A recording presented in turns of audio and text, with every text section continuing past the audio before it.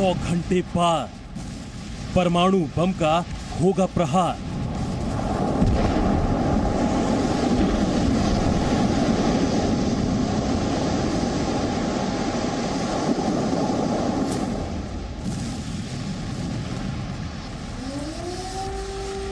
Kyiv में फिर गूंजा हमले के अलर्ट का सायरन।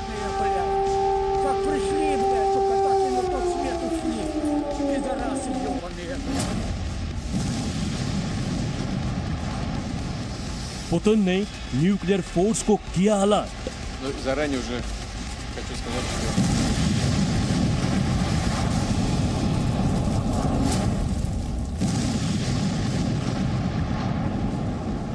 रूस ने कहा यूक्रेन के नागरिक छोड़ सकते हैं देश।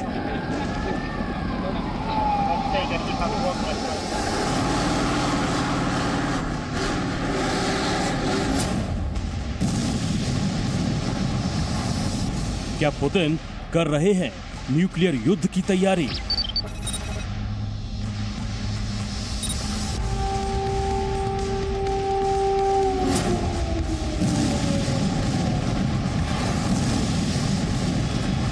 परमाणु बम से वर्ल्ड वॉर 2 खत्म।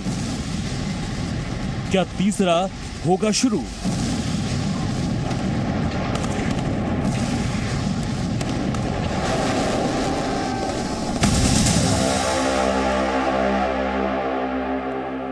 और इस वक्त रूस से बड़ी खबर, रूस की एटमी कमांड वाली यूनिट की छुट्टियां रद्द कर दी गई हैं। एटमी कमांड वाली यूनिट की छुट्टियां रूस ने बंद कर दी है, छुट्टियां उनकी रद्द कर दी हैं। यूनिट को हमले के लिए तैयार रहने के आदेश दिए गए। यूनिट अलर्ट रहे, ये आदेश दिए गए हैं। न्यूक्लियर मिसाइलें फायरिंग मोड पर लगाई गई हैं। बड़ी खबर रूस से मिल रही है और इसीलिए सवाल कि परमाणु बम का क्या ट्रिगर ऑन। यूनिट के स्टाफ को स्टैंड बाय पर रखा गया है और पुतिन को हमले के प्लान के बारे में बताया गया है। कल आपको बता दें कि जो न्यूक्लियर फोर्स है उसको अलर्ट रहने के लिए कहा गया था और आज यूनिट एटमी कमांड वाली यूनिट की छुट्टियां रद्द कर दी गई हैं।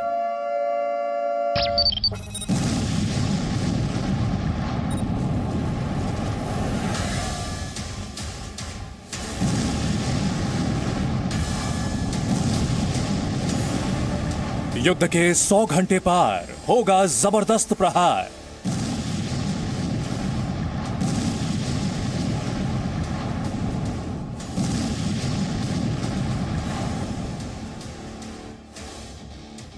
पुतिन ने शुरू की तैयारी, अब परमाणु युद्ध की बारी।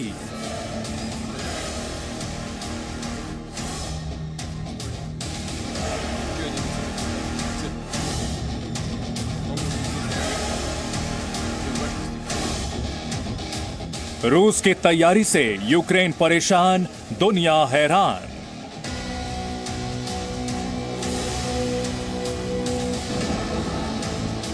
दूसरे विश्व युद्ध का परमाणु हमले से हुआ था अंत।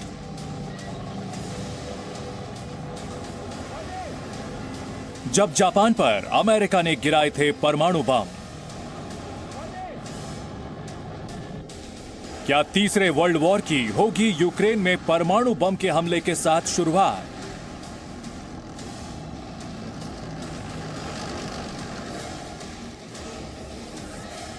क्योंकि पुतिन ने परमाणु हमले की सबसे शुरुआती कार्रवाई शुरू की।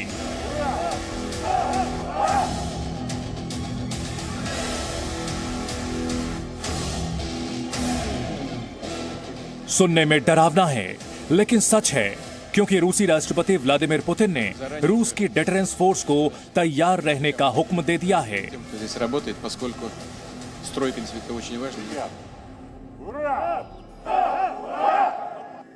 आसान शब्दों में कहा जाए कि पुतिन ने अपनी सेना को परमाणु युद्ध के लिए तैयार रहने का हुक्म दे दिया है।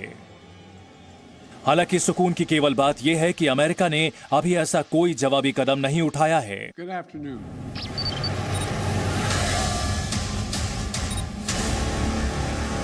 लेकिन जिस तरीके से माहौल बदल रहा है, क्या परमाणु युद्ध की आशंका बढ़ रही है?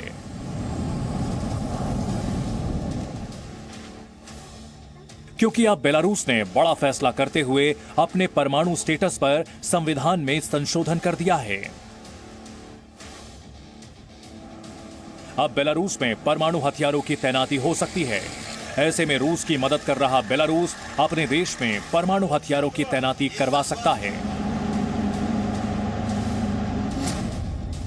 अगर रूस की परमाणु ताकत की बात करें तो रूस के पास 4 से 5 हजार न्यूक्लियर हथियार हैं, जिसे मिसाइल, एयरक्राफ्ट और न्यूक्लियर सबमरीन से फायर किया जा सकता है। पुतिन के मौजूदा आदेश की बात करें तो इसका मतलब है कि न्यूक्लियर हथियार वाली लंबी दूरी की मिसाइल लॉन्च के लिए तैयार।